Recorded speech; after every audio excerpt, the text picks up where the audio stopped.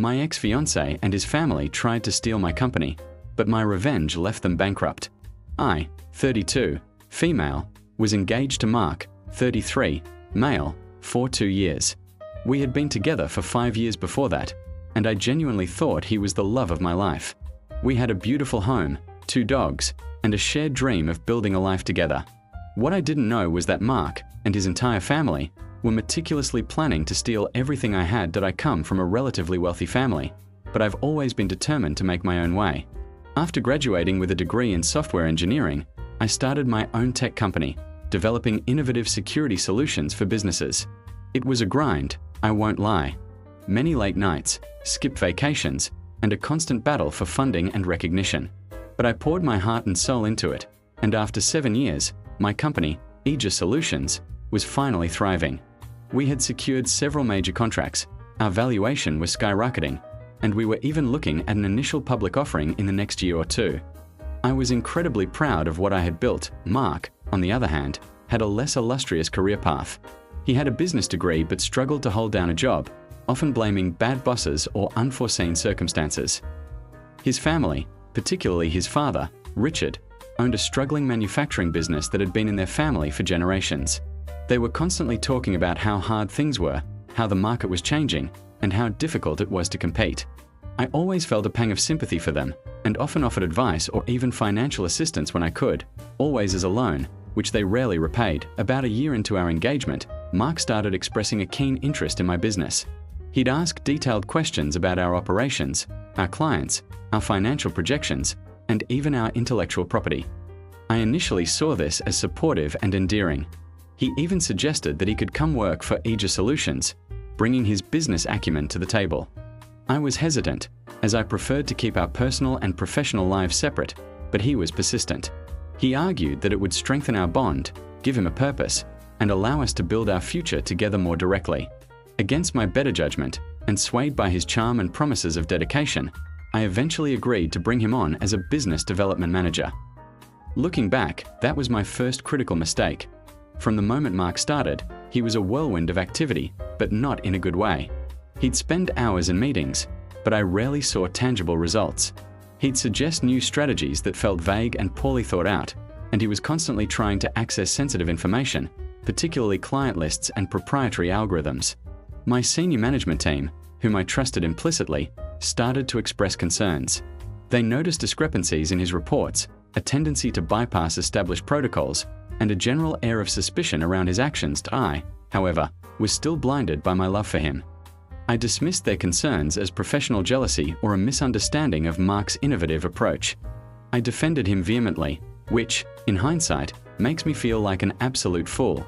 Things came to a head when we were preparing for a crucial funding round. We had a potential investor, a large venture capital firm, very interested in Ex-Fiancé Solutions. The due diligence process was intense, and they required full access to our financial records, legal documents, and intellectual property portfolio. Mark insisted on being the primary point of contact for this, claiming he had a special rapport with one of the partners. Again, I relented, wanting to trust my fiancé. A few weeks before the final presentation to the investors, I stumbled upon an email chain between Mark and his father, Richard, that was never meant for my eyes.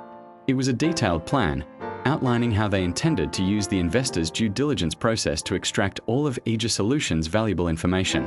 Their goal was to then use this information to create a competing company, backed by Mark's father's existing manufacturing infrastructure, effectively stealing my intellectual property and clients. They even had a name for their new venture, Guardian Technologies.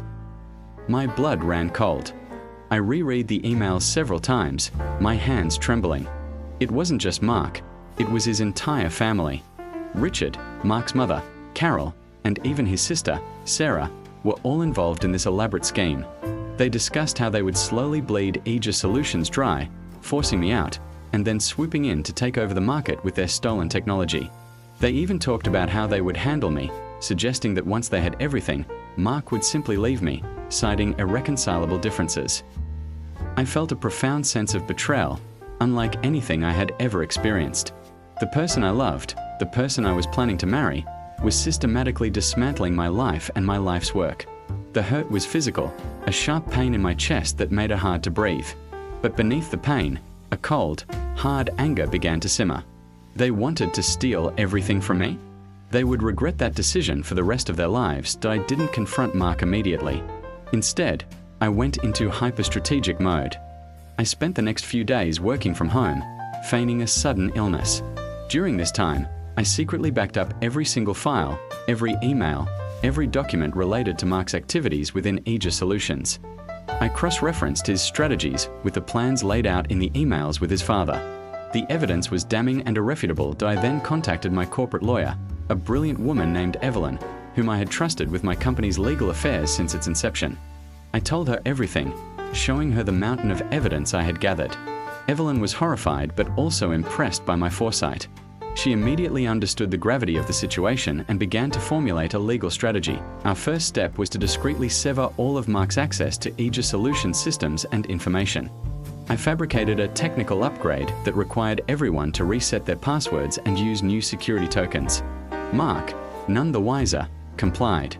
This bore us crucial time. Next, Evelyn advised me to formally terminate Mark's employment. This had to be done carefully to avoid tipping off his family. We decided to do it under the guise of restructuring due to the upcoming funding round, citing a need for more specialized roles. I called Mark into my office, keeping my face a mask of professional regret.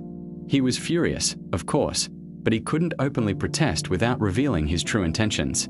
He stormed out, likely to inform his family that their plan had hit a minor snag. That evening, I finally confronted him. He came home, still fuming about his termination.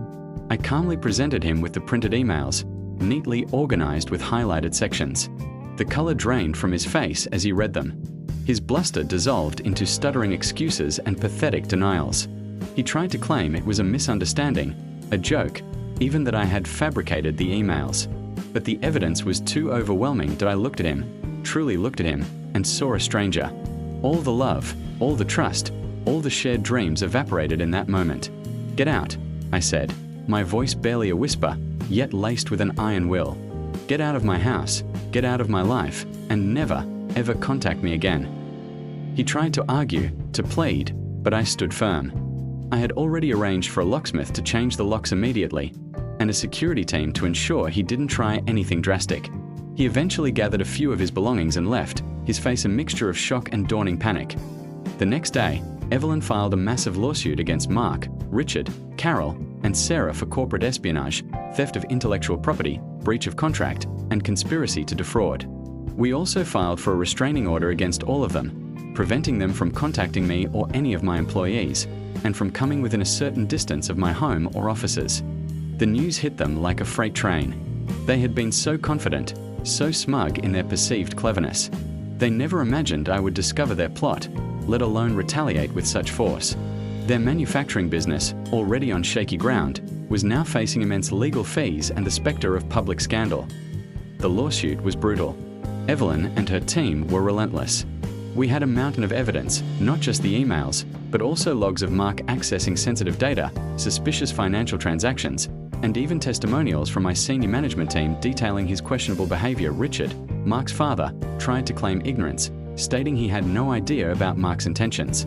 But the emails clearly showed his active involvement and even his direction in the scheme. Carol and Sarah tried to distance themselves, but their names were also on key documents and in the email discussions. The legal battle dragged on for months, draining them financially and emotionally.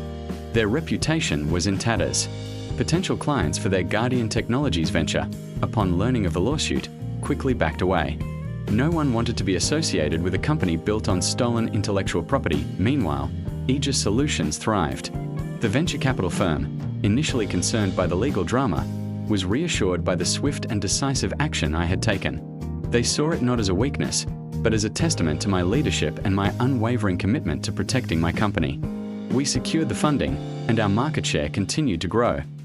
The final judgment came down a little over a year after I discovered their betrayal. The court ruled decisively in my favor. Mark and his family were found guilty on all counts. The damages awarded were astronomical, far exceeding the value of their manufacturing business. The court ordered them to pay Aegis Solutions a staggering amount in compensation, punitive damages, and legal fees. Furthermore, They were permanently enjoined from ever operating in a business that competed with Aegis Solutions in any capacity. Richard's manufacturing business, unable to bear the weight of the judgment and the crushing legal debt, was forced into bankruptcy. Their family home, their cars, all their assets were seized to pay down the damages. They lost everything. Mark tried to appeal, but it was a futile effort. He was left with nothing but a mountain of debt, a ruined reputation, and a criminal record for corporate espionage. I heard through the grapevine that he was forced to move back in with his parents, who were now living in a small, rented apartment, their lives utterly destroyed. Their family, once so proud and seemingly untouchable, was fractured and bankrupt. It wasn't easy. There were days filled with anger, sadness, and the bitter taste of betrayal. But seeing them face the consequences of their greed and maliciousness brought a profound sense of justice. They tried to steal my dream, my company, my future. Instead, they lost theirs. I'm now focused on Aegis Solutions, which is preparing for its initial public offering. I've learned a harsh but invaluable lesson about trust, vigilance, and the importance of protecting what you build. I'm stronger, wiser, and more determined than ever. And I sleep soundly at night, knowing that justice, in the end, prevailed.